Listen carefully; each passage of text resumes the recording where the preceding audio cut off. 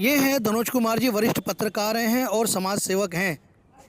जब से इनको पता लगा है कि जो एसपीओज़ हैं केवल 200 रुपये के लिए अपनी जान की बाजी लगा देते हैं और सरकार फिर भी उन पर ध्यान नहीं देती और उनको शहीदों का दर्जा भी नहीं देती है, इसी कड़ी को आगे बढ़ाते हुए धनुष कुमार ने कहा है कि मैं भी सरकार से निवेदन करूंगा कि इनको एसपीओ भाइयों को जल्द से जल्द इंसाफ मिले। और साथ साथ मैं सभी पत्रकारों से निवेदन भी करना चाहता हूं कि एसपीओज़ की खबर ज़रूर दिखाएं। और क्या कुछ कहा धनुष कुमार ने, देखिए हमारी इस खास बातचीत में। नमस्कार, स्वागत है खबर A to Z न्यूज़ में। मैं हूं प्रदीप कुमार। आज हम आपको ऐसी शख्सियत से रूबरू कराने जा रहे हैं जो जम्मू कश्मीर, लद्दाख और हिमाचल प्रदेश के जो एसपीओज़ हैं, जो डी एंगेज एसपीओज़ भी हुए हैं, उनकी तमाम चर्चाओं को लेकर हमारे साथ जुड़ चुके हैं। खास मुलाकात के अंदर धनुष कुमार जी जो वरिष्ठ पत्रकार हैं और आपको बता दें कि वह एक सामाजिक कार्यकर्ता भी है। आइए हम आपको उनसे रूबरू कराते हैं। नमस्कार, स्वागत है आपको हमारे चैनल। बहुत बहुत धन्यवाद सर। मैं आपसे बात करूँगा कि जिस तरह से हमारे जो एसपीओज़ हैं, जम्मू कश्मीर और लद्दाख के जो एसपीओज़ हैं, उनकी लड़ाई सुप्रीम कोर्ट तक जा पहुंची है। और मैं आपको एक चीज़ और बता दूं सर कि जो 35,000 प्लस एसपीओज़ हैं उनको वेतन केवल 200 रुपये पर डे के हिसाब से मिलता है। उसमें आप क्या कहेंगे, किस तरह से होना चाहिए? अब धारा 370 भी हट चुकी है। देखिए, ये बहुत ही दुर्भाग्य की बात है। सर्वप्रथम मैं यह कहना चाहूँगा आपके चैनल के माध्यम से, जितने भी स्पेशल पुलिस ऑफिसर हैं, जिसमें खास तौर पर जम्मू कश्मीर, लद्दाख और हिमाचल प्रदेश और भी कई स्टेट के लोग जो है अपने जान की बाजी लगाकर काम किए और कर रहे हैं, और जिनकी जो है सुनने में मुझे आज जब मैं इसको देखा पढ़ा तो मुझे बहुत दुख हुआ कि उनको 200 रुपये पर डे के दर पर मिलना। और जैसे कि अभी माननीय हमारे देश के प्रधानमंत्री मोदी जी और ये बीजेपी सरकार जिस तरह से वहाँ जम्मू कश्मीर से 370 और 35 से हटा देने के बाद वो यूटी हो गया, यूनियन टेरिटरी हो गया, तो उस हिसाब से ये जो वहाँ के जितने भी स्टाफ वो सेंट्रल पे उनको मिलना चाहिए, वो जो है नेशनल वो कर्मचारी हो गए वो हमारे देश के। तो दुर्भाग्य है कि वहाँ के जो लोकल बॉडी है, जैसे मान लीजिए वहाँ के जो राज्य के लिए काम करने वाले जैसे डीजीपी, वो जो है इन चीज़ों को ज़्यादा वो नहीं दे पा रहा, बढ़ा नहीं पा रहा।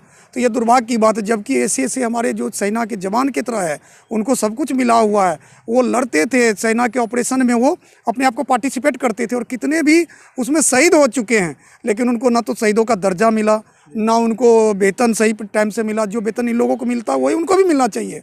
तो मैं आपके चैनल के माध्यम से तमाम इन एसपीओ के लिए मैं आवाज़ उठाना चाहता हूँ और मैं ध्यान आकर्षित करना चाहता हूँ सरकार का भी, खासतौर पर हमारे देश के प्रधानमंत्री, कि आप देखिए कैसे जाबाज जो लोग मतलब और वहाँ के जो आपको दुख होगा कि वहाँ के पहले 370 और 35 हटने के पहले की बात कर रहा हूँ, वहाँ के जो नागरिकों के दबाव से, कौन नागरिक, जो नागरिक का झुकाव पाकिस्तान की तरफ थे, उन लोगों के झुकाव में ऐसे लोग छोड़ दिए। लेकिन अब जब वहाँ से 370 हट गए, 35A हट गए, तो जो लोग छोड़ दिए उसे पुनः उनको इंगेज किया जाए। ये भी मैं आपके चैनल के माध्यम से कहना चाहता हूँ कि तमाम एसपीओ को वापस लाए और उनको जो केंद्रीय पे है, 200 रुपये नहीं, केंद्रीय पे, क्योंकि वो भी सेना के बराबर है, क्योंकि सेना के साथ वो ऑपरेशन में लीड कर रहे हैं, सेना के साथ जान जोखिम डाल के कर रहे हैं, तो वो भी एक पुलिस ऑफिसर भी मान के चलिए। तो मैं चाहता हूँ कि उसको रैंक मिले और केंद्रीय पे लागू हो। और जितने भी देख रहे हैं आपके चैनल को इस टाइम देखेंगे, मैं उन तमाम लोगों से कहना चाहता हूँ कि उनकी आवाज़ बने, क्योंकि ये लोग अपनी जान को जोखिम में डालकर वहाँ जो देख रहे वो पहाड़ियों में, जहाँ पर कि आप सही ढंग से नहीं चल सकते, वहाँ रात के अंधेरे में भी सेना के ऑपरेशन में तमाम एसपीओ जो है साथ दे रहे हैं। तो मैं आपके चैनल के माध्यम से चाहूँगा कि ऐसे लोगों को मान सम्मान मिले, ऐसे लोगों को सेंट्रल पे मिले, ऐसे लोगों को 200 रुपये नहीं जो मिल रहा है। तनुज जी, मैं वही कह रहा हूँ तनुज जी, वहाँ ऐसी माड़ी हालत हो चुकी है। कई लोग, जैसे आपने भी जिक्र किया कि पहाड़ी क्षेत्र है और चढ़ने में और उतरने में बड़ा समय लगता है और बड़ा मुश्किल रहता है, उन हालातों में वो जी रहे हैं बेचारे जो एसपीओज़ हैं। तो क्या लगता नहीं है कि सरकार को तुरंत इस पर एक्शन लेना चाहिए? देखिए, मैं तो कह ही रहा हूँ आपके चैनल के माध्यम से, और तमाम मुझे तो जब से ये चीज़ को देखा हो मुझे दुख हुआ है, और इसको कई लोग भी उठा रहे हैं। और मैं भी देखिए एक सीनियर जर्नलिस्ट होने के नाते और सामाजिक कार्यकर्ता होने के नाते, और उससे पहले मैं देश का नागरिक हूँ।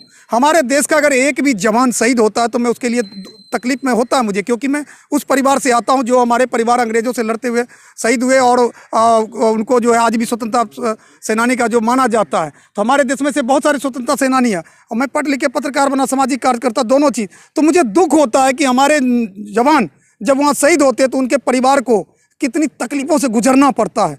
मैं इसका अंदाज़ा, मैं तो वहाँ जाके मिलता हूँ ना, मुझे तकलीफ होती है, मेरे आंखों से आंसू बहते हैं। और ये मैं आपके सामने इसलिए नहीं बोल रहा हूँ, वाकई ये दर्द मेरा छलकता है। मैं चाहता हूँ कि 200 रुपया अरे 200 रुपया मजदूर को भी आज नहीं मिलता, मजदूर को भी आज आप देखेंगे कितना मिल रहा है, और उससे भी कम आंक कर चल रहे हैं। तो मैं अपने सरकार के मुखिया से, माननीय नरेंद्र मोदी जी से चाहूँगा, और ख़ासतौर पर जो हमारे अमित शाह जी जो होम मिनिस्टर है, जो इनको देखते हैं, जो मैं उनसे भी गुजारिश करना चाहूँगा कि उनको 200 रुपये नहीं बल्कि सेना के बराबर अधिकार मिले, सेना के बराबर फैसिलिटी मिले, और उनके भी अगर शहीद होता तो उनको भी मुआवजा मिले, उनके परिवार में कम से कम एक आदमी को नौकरी मिले, और उनको सम्मान सहित एसपीओ को वहाँ लाया जाए, और जो एसपीओ छोड़ के चले गए उसको फिर से मोटिवेशन करके उसको लाए। क्योंकि देखिए दबाव तो था मिलिट्री का वहाँ पर, क्योंकि वहाँ पर दबाव इसलिए था कि वहाँ के जो, मैं आपको बोला ना, जो समर्थित लोग, जो 370 हटने से पहले, वो लोग का तांडव तो आप भी देखे होंगे ना, किस तरह से पत्थरबाजी करना, किस तरह से घेर कर पुलिस को मारना, किस तरह से हमारे सेना के जवान जा रहे K-47 लेके, और उस पर उसकी हिम्मत की था। तो ये जो बहुत बड़ा कदम उठाया मोदी जी, मैं उसका भी स्वागत करना चाहता हूँ, लेकिन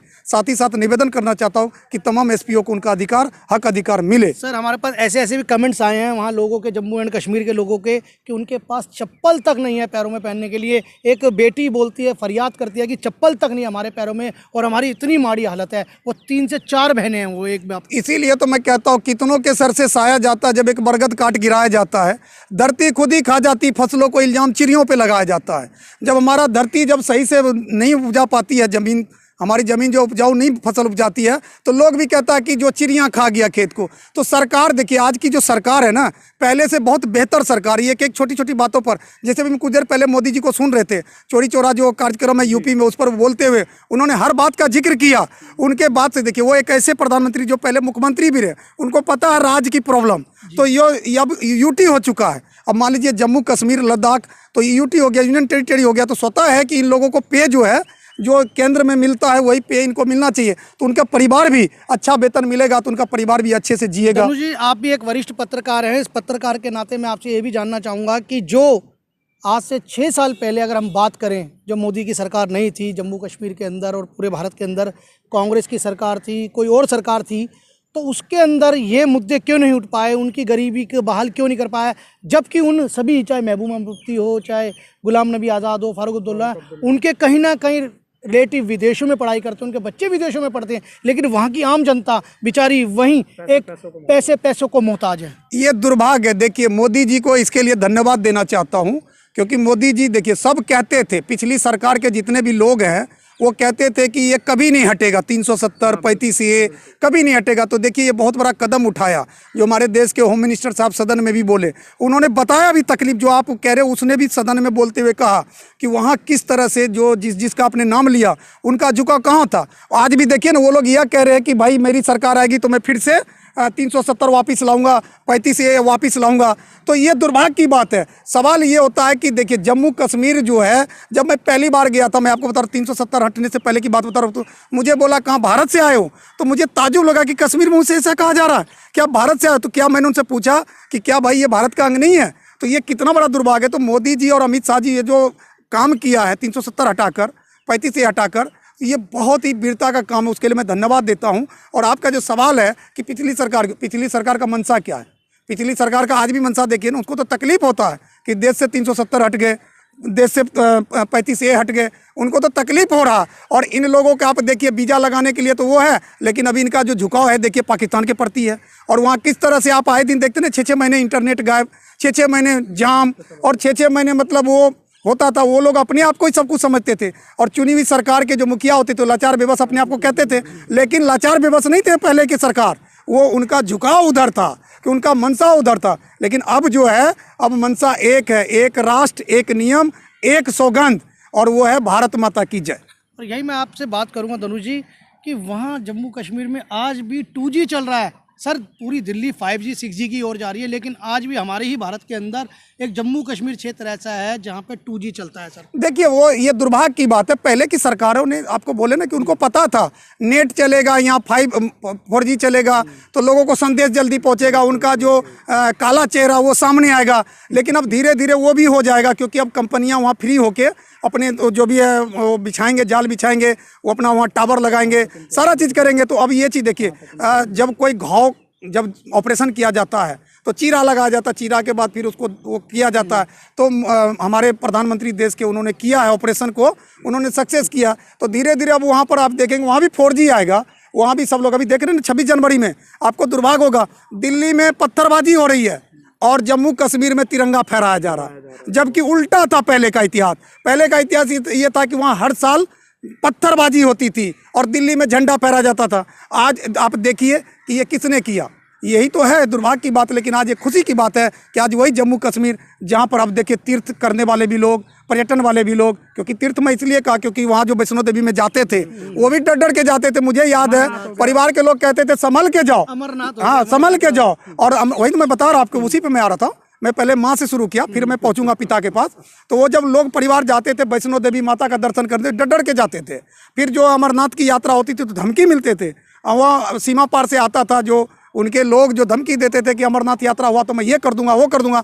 अब देखिए सब चीज़ पर प्रतिबंध लग गया। ये किसको श्रेय जाता है? ये वर्तमान सरकार को श्रेय जाता है। और खासतौर पर जम्मू कश्मीर के लोग ने भी जिस तरह से साथ दिया सरकार का, मैं उनको भी धन्यवाद कहता हूँ। उन्होंने भी अपने आप को साबित किया कि मैं हिंदुस्तान का हूँ, मेरा जो है एक मत है हिंदुस्तान का और सरकार के साथ हूँ। और आज वहाँ बच्चे, बूढ़े, जवान, महिलाएं, सभी जितने भी व्यापारी वर्ग है, किसान वर्ग है, सारे वर्ग, वहाँ के किसानों की बात करता हूँ जो पहाड़ों पे खेती करते, सेब की खेती, चीकू की खेती वगैरह वगैरह, केसर की खेती, वो सारे देखिए किस तरह से इस सरकार का सपोर्ट कर रहे, सरकार के साथ है। और वो खुशहाल है। क्योंकि जब भी वो क्यों खुशहाल है, जब भी आतंकवादी गतिविधि होती थी तो वही लोग को तो बंधक बनाते थे, उन्हीं लोगों की जान तो खतरे में होती थी। तो आज वो धन्यवाद दे रहे सरकार को। और इसी का नतीजा कि वहाँ का जो जितने भी रिजल्ट आ रहे हैं वो सब रिजल्ट एकदम प्रॉफिट आ रहे हैं और सब खुशहाल हैं। धनुष जी, हमारे जो 35,000 प्लस एसपीओज इस खबर को ज़रूर देख रहे होंगे, तो मैं आपसे एक जानकारी चाहता हूँ कि आपका सीधा सीधा सरकार को क्या कहना है? जो हमारे एसपीओज भाई हैं उनको आप क्या कहना चाहते हैं सीधा सीधा सरकार को लेकर? देखिए सरकार से मैं अपील ही कर सकता हूं और अपील भी जोरदार तरीके से, क्योंकि मैं एक वरिष्ठ पत्रकार और सामाजिक कार्यकर्ता दोनों में इस बात के, क्योंकि हमारे देश के सेना के बराबर है वो। मैंने कहा ना कि वो मिलिट्री के साथ ऑपरेशन में रहे, जितने भी वहाँ आतंकवादी ऑपरेशन हुआ उसमें बराबर का लीड किया है, वहाँ शहीद हुए, वहाँ का रिकॉर्ड आप देखेंगे तो कई ऐसे एसपीओ जो है ना शहीद हुए। तो मैं सरकार से निवेदन करूँगा कि उनको भी सेना के बराबर मान सम्मान मिलना चाहिए, पे स्केल मिलना चाहिए, उनको भी वही फैसिलिटी मिले। खास तो हमारे सेना को भी, क्योंकि हमारे सेना की जो जिंदगी होती है अपने परिवार, आज हम यहाँ बैठ के जो बोल रहे हैं, तो आप यह देखिए हमारे सेना अगर बॉर्डर पे नहीं होता मुस्तैद होकर तो आज हम लोग इस तरह से, पत्रकारिता तब न होगी जब हम सुरक्षित होंगे। जब हम सुरक्षित ही नहीं होंगे तो मेरी पत्रकारिता कहाँ से आएगी? तो मैं आपके चैनल के माध्यम से तमाम पत्रकारों का भी आह्वान करता हूँ, जो भी पत्रकार बंधु इसको देखेंगे और सुनेंगे तो वो भी मैं चाहता हूँ कि इस बात को जरूर रखे और सेना के लिए खास तौर पर सेना के साथ तो खड़ा रहिए। क्योंकि हमारे देश की विडंबना है, जब भी कोई ऑपरेशन होता है तो हमारे देश के सेना के खिलाफ भी कुछ लोग बोलना शुरू कर देते हैं। तो ऐसे लोगों का भी मैं खंडन करता हूँ और मैं इसको कहना चाहता हूँ कि सेना है तो तुम हो, सेना है तो हिंदुस्तान है। तो इसलिए तमाम सेना और एसपीओ का जितने भी जवान सुन रहे होंगे मुझे और सुनेंगे, उन सबों के लिए मैं कहना चाहता हूँ और सरकार के लिए कहना चाहता हूँ कि कोई भेदभाव मत करिए और उनको आप उतना ही मान सम्मान, क्योंकि वो फिर लीड करेंगे और कर ही रहे, अभी भी कर ही रहे। लेकिन मैं चाहता हूँ जो छोड़ के चले गए वो फिर मोटिवेट हो, उनको आप लाए, उनको रिज्वाइन कराए और उनको आप एक बार मौका दे और उनको मान सम्मान दे। और जो यूटी का, जो यूटी के अनुसार पे होता है वो सरकारी पे आप उनको पे करें, यानी जो केंद्रीय वेतन पे करें, यही मैं कहूँगा, ताकि उनके भी बच्चे पढ़ लिख कर फिर से सेना में जा सके और वो जो है सम्मान के साथ जी सके। जी, तो सुना आपने मेरे एसपीएस भाइयों, आप देख सकते हैं जिन्होंने धनुष कुमार जी ने कहा है कि मैं अपनी लड़ाई सभी पत्रकारों के साथ भी साझा करूंगा। जो एसपीओस की लड़ाई है, सभी पत्रकारों को भी इन्होंने आह्वान किया है कि पत्रकार जो हमारे हैं वो एसपीओस की लड़ाई को ज़रूर लड़ें और इनको इंसाफ दिलाने में अपनी भागीदारिता निभाए। और साथ साथ इन्होंने ये भी कहा कि हमारे एसपीओस भाई पढ़ लिख कर अच्छे एक जो हमारे सैनिक बनते हैं उनको भी सम्मान मिलना चाहिए। दिल्ली से प्रदीप कुमार, खबरें A to Z न्यूज़। नमस्कार।